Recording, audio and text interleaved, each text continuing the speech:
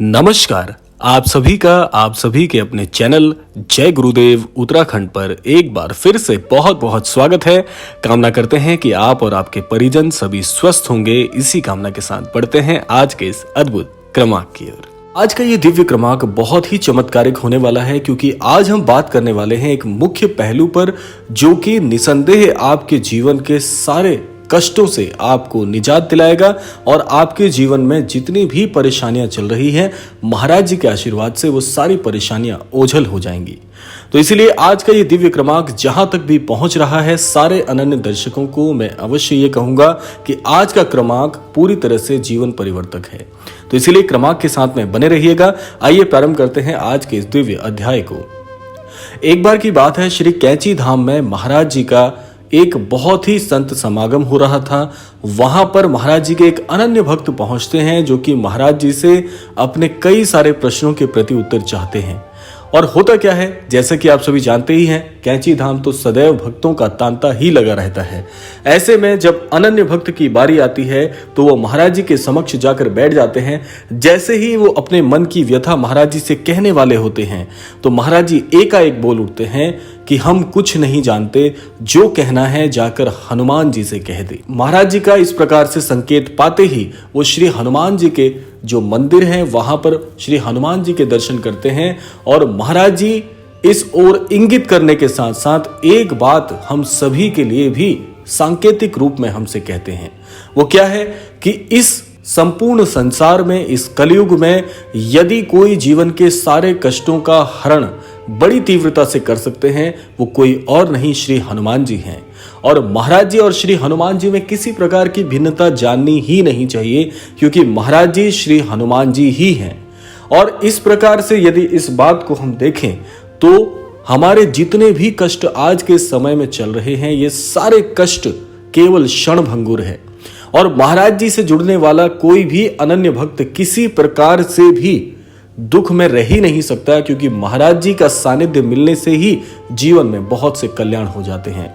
तो आइए जानते हैं कि कैसे श्री हनुमान जी की कृपा अर्थात महाराज जी की कृपा हम प्राप्त कर सकते हैं। जैसे कि आप सभी जानते हैं, श्री हनुमान जी को प्रसन्न करना बहुत ही सरल कार्य है, लेकिन आप ये बात सोच रहे होंगे कि इतना सरल तो नहीं लगता, क्योंकि काफी समय से हम प्रयास कर रहे होते हैं, हम कई विधियां करते हैं, लेकिन श्री हनुमान जी का वो अनुभव जो होना चाहिए, वो अनुभव और वो दिव्य सानिध्य हमें नहीं मिल पा रहा है।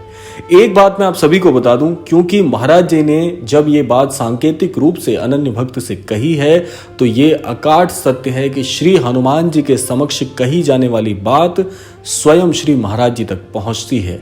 और जब आपकी कोई व्यथा, जब आपकी कोई परेशानी महाराज जी तक पहुंच रही है, तो इस विश्व में ऐसी कोई शक्ति नहीं है जो आपके जीवन में आपको कष्ट में रहने दें, क्योंकि महाराज जी का आशीर्वाद जिन्हें प्राप्त है, उनके जीवन में भला कष्ट कैसे टिक सकते हैं। व्यक्तिगत अनुभव और एक व्यक्तिगत उपाय मैं आपको अवश्य बताना चाहूंगा आज के क्रमांक के माध्यम से।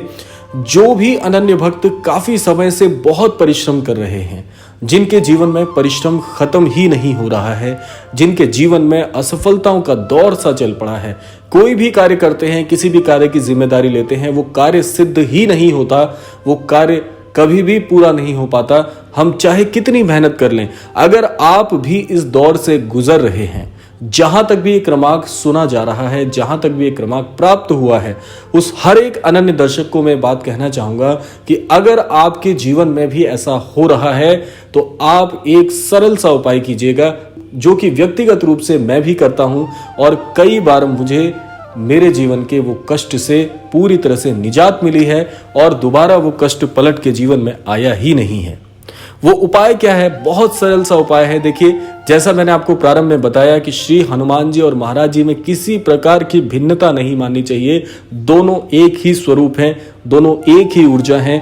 तो इसीलिए यदि आपको ऐसा लगता है कि मेरे कार्य नहीं बनते, मेरे कार्य बार बार बिगड़ जाते हैं, मेरे कार्य सिद्ध होने में देरी होती है, तो इसके लिए सबसे सटीक उपाय है श्री हनुमान चालीसा। जब आप श्री हनुमान चालीसा का पाठ करते हैं, तो एक ऐसी दिव्य ऊर्जा के ओज में आ जाते हैं, जो कि आपके सारे जीवन के कष्टों से आपको हमेशा दूर रखती है।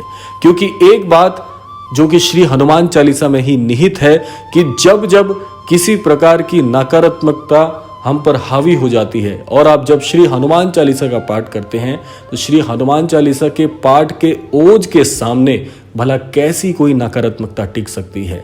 जहां पर भी श्री हनुमान जी का नाम मुख पर आ जाए, श्री हनुमान जी की महिमा का गुणगान जब प्रारंभ हो जाए तो नकारात्मकता कोसों कोसों दूर आपसे हो जाती है।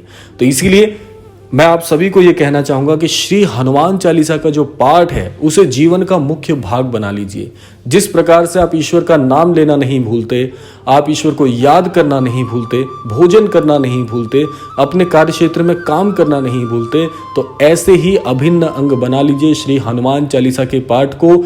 जब भी समय मिले, कोई विधान नहीं है, कोई विशेष आपको विधान करने की जरूरत है ही नहीं। श्री हनुमान चालीसा में बात निहित है कि अगर जब आपको समय मिल जाए, जब जिस स्थान पर भी आपके हृदय में श्रद्धा जागृत हो जाए, उसी स्थान का चुनाव करके श्री हनुमान चालीसा का पाठ सहृदय करना प्रारंभ कर दीजिए। आपके जीवन के सारे कष्ट उसी समय से, उसी क्षण से, उसी दिन से आप उस कष्ट से उभरना प्रारंभ हो जाएंगे।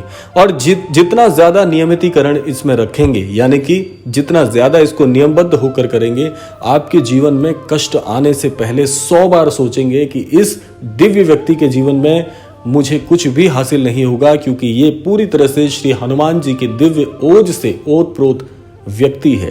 तो ऐसे व्यक्ति से तो कष्ट भी घबराते हैं, ऐसे व्यक्ति के जीवन में कष्ट आने से पहले ही ओझल हो जाते हैं। क्योंकि देखिए, आपने ये बात अवश्य सुनी होगी कि हर व्यक्ति का एक ओज होता है, और जब आप श्री हनुमान जी के ओज से ओतप्रोत हो जाते हैं, उस समय आपके जीवन में कभी भी किसी प्रकार का कष्ट आ ही नहीं सकता। ये श्री हनुमान चालीसा में निहित है कि जो यह पढ़े हनुमान चालीसा होए सिद्धि साकी गौरीसा। अर्थात ऐसा व्यक्ति जो श्री हनुमान चालीसा का नियमितीकरण से, नियमित रूप से और नियमबद्ध होकर पाठ करता है, ऐसे व्यक्ति से हर प्रकार के कष्ट दूर ही रहते हैं। और एक सबसे बड़ा लाभ आपको मिल जाएगा कि जब आप श्री हनुमान चालीसा का नियमबद्ध होकर नियम के साथ में पाठ करना प्रारंभ करेंगे, तो आपके जीवन में ये जो कष्ट की स्थिति बार बार आ जाती है, ये जो कार्य बार बार नहीं बन रहे हैं, ये जो मेहनत के बाद मेहनत हो रही है लेकिन फल नहीं मिल रहे, ये सारे प्रकार की जीवन की जो त्रुटियां हैं, ये अपने आप जीवन से दूर हो जाएंगी और ये कभी लौट कर नहीं आएंगी। आप ये बात याद रखिएगा कि ये कभी पलट कर नहीं आएगा, क्योंकि आपके पास जिस ओज की शक्ति है वो तो स्वयं श्री महावीर हैं। और महावीर के जो अनन्य भक्त होते हैं वो महाराज जी का ही स्वरूप बन जाते हैं, क्योंकि एक गुरु की सबसे बड़ी जो विद्या है, जो एक गुरु का सबसे बड़ा ओज है, वो यही होता है कि अपने गुरु की झलक उनके भक्तों में दिखने लग जाती है। तो इसलिए जो चीज, जो अनुभव महाराज जी के आप अनुभव कर रहे हैं, आप उसी का भाग हैं, आप उससे दूर नहीं हैं। आप और महाराज जी में कोई भिन्नता नहीं है, क्योंकि गुरु का ही स्वरूप भक्त होता है। तो इसीलिए मैं यही कहना चाहूंगा आज के इस क्रमांक के माध्यम से कि श्री हनुमान चालीसा को जीवन का मुख्य भाग बना लीजिए और अपने जीवन को बदलता हुआ स्वयं देखिए, ये अनुभव स्वयं करिए। और जिस प्रकार से महाराज जी की गाथाएं, श्री हनुमान जी की गाथाएं मैं आप सब तक लेकर आता हूं, ऐसे ही गुरु भक्त बनिए और अन्यत्र लोगों को भी शीतल करिए, अन्यत्र लोगों को भी ज्ञानवान बनाइए। यही महाराज जी की इच्छा है कि महाराज जी यही चाहते हैं कि उनके अनन्य भक्त अन्यत्र लोगों को गुरु का ज्ञान प्रदान कर सकें। तो ये था आज का अद्भुत क्रमांक। आशा करते हैं क्रमांक आप सभी के लिए लाभान्वित करने वाला हो। इसी कामना के साथ विदा लेने का समय भी आ गया है। विदा लेने से पूर्व समय है प्रार्थना का। यही प्रार्थना करना चाहूंगा कि श्री महाराज जी सभी को सन्मति और सद्बुद्धि की प्राप्ति कराएं, इस संपूर्ण सृष्टि का, इस संपूर्ण लोक का कल्याण हो। इसी कामना के साथ विदा लेते हैं, मिलते हैं अगले क्रमांक में। तब तक के लिए जय श्री राम, जय गुरुदेव, जय उत्तराखंड।